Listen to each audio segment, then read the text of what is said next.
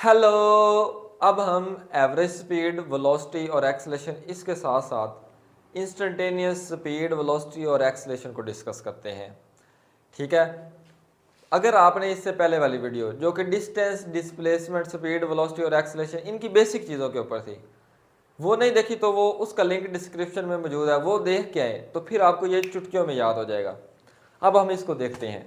देखें, average speed, average का मतलब क्या होता है? सबसे पहले ये देखें, एवरेज का मतलब होता है टोटल। तो स्पीड का फार्मूला हमने क्या देखा था? क्या देखा? एस बटा टी। ठीक है। अब यहाँ पे एवरेज आया तो एवरेज में एक लफ्ज इजाफा हो जाएगा, टोटल। पहले हमने डेफिनेशन देखी थी distance divided by total time.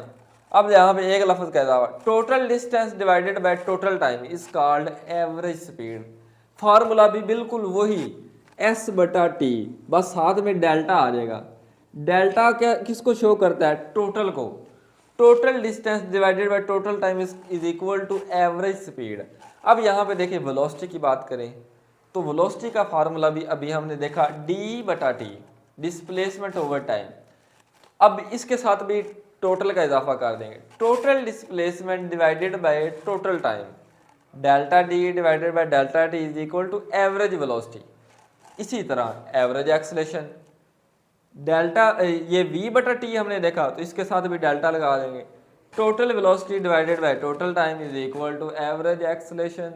इंतहाई आसान, बस वही फार्मूला, बस साथ में डेल्टा लगा दें तो वो एवरेज बन जाएंगे। अब हम बात करते हैं इंस्टेंटेनियस स्पीड, वेलोसिटी और एक्सेलेरेशन की। ये तो है ही बहुत ज़्यादा आसान। देखिए, इंस्टेंटेनियस का मतलब होता है एक लम्हा, एवरेज का मतलब टोटल, इंस्टेंटेनियस का मतलब होता है एक लम्हा। देखिए इसकी definition, the speed of a body at a particular instant of time. किसी भी मखसूस लम्हे में किसी बॉडी की जो स्पीड होगी उसको क्या कहेंगे? इंस्टेंटेनियस स्पीड कहेंगे।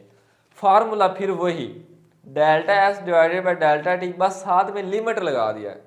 ये लिमिट शो कर रही है कि ये वेलोसिटी किसी एक लम्हे में है, इसलिए ये लिमिट आई है।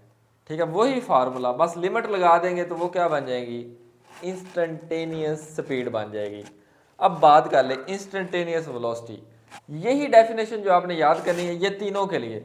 बस देखें, जहाँ पे हमने स्पीड लगाया, स्पीड को हटा के वेलोसिटी लगा दें। The velocity of a body at a particular instant of time, जो इधर देखी, the velocity of a body at a particular instant of time is called instantaneous velocity। अब देखो वही फार्मूला जो वेलोसिटी का यहाँ पे देखा, ठीक है, वही फार्मूला, बस साथ में लिमिट लगा देंगे। ये लिमिट शो कर रही है किसी एक पर्टिकुलर इंस्टेंट ऑफ टाइम को, एक लम्हे को, इसलिए हमने यहाँ पे लिमिट लगा दिया और इसको इंस्टेंटेनियस वेलोसिटी का नाम दे दिया। इसी तरह एक्सेलेरेशन, ठीक है, वही एक लफ्ज चेंज करेंगे, स्पीड को हटा के क्या लगा देंगे? Acceleration. The acceleration of a body at a particular instant of time is called instantaneous acceleration. और फार्मूला भी वही का वही, वेलोसिटी को टाइम पे डिवाइड करेंगे, साथ में लिमिट लगा देंगे तो ये क्या बन जाएगा?